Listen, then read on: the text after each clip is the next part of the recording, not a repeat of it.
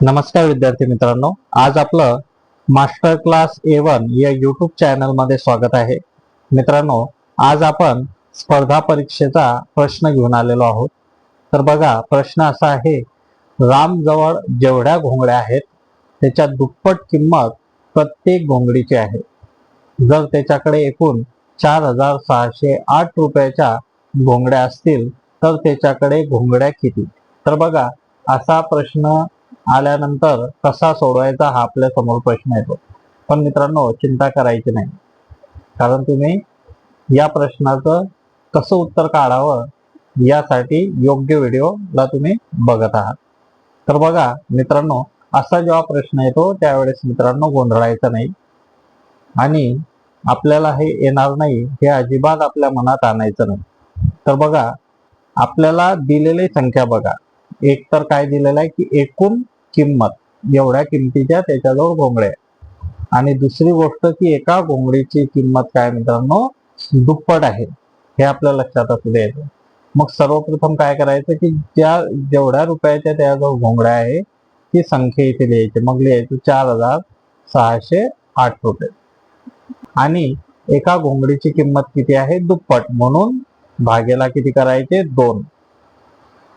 जर याला आपण 2ने भागलं तर आपल्या जो उत्तर येते 2,304 रुपये.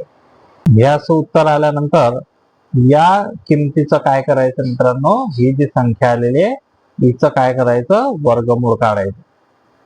मग आता हिचं वर्गमूळ कसं काढायचं हा प्रश्न आपल्या समोर येईल, तर त्यावेळेस गोंधळायचं नाही मित्रांनो. आपल्याला माहिती आहे या संख्येच्या जवळचं वर्ग कोणत्या संख्येचा आहे तो आता आपण बघू.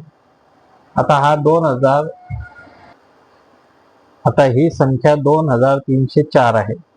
आता अशी जेव्हा तुमच्या समोर संख्या येईल तेव्हा तुम्हाला प्रश्न पडेल की एवढ्या मोठ्या संख्येचा आता वर्गमूळ कसं काढावं. तर अजिबात चिंता करायची नाही मित्रांनो. अशी जेव्हा संख्या येते त्यावेळेस एकच लक्षात ठेवायचं का ही संख्या कोणत्या संख्येच्या वर्गमूळाच्या जवळ आहे. तर आपण 50चा जर वर्ग काढला तर तो येतो 2500, आणि 2500पेक्षा लहान आहे, म्हणजे 50च्या वरची संख्या हिचं वर्गमूळ असू शकत नाही. म्हणजे पहिलं ऑप्शन तुमचं कट झालं, आणि 50च्या वरची संख्या येणार नाही, म्हणजे हे पण 2 ऑप्शन तुमचे कट झाले. त्यानंतर 48 आणि 38 या 2 संख्या आहेत.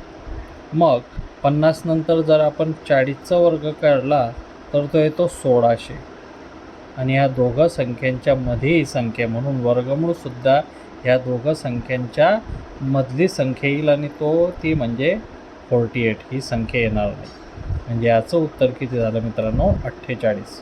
म्हणजे रामजवळ 48 घोंगड्या असतील याचं उत्तर झालं. अशा पद्धतीने मित्रांनो असं उदाहरण आलं का अजिबात चिंता करायची नाही. प्रश्न व्यवस्थित शांततेत आधी वाचून घ्यायचा, त्यानंतर मग मित्रांनो त्याला सोडवण्याचा प्रयत्न करायचा. धन्यवाद.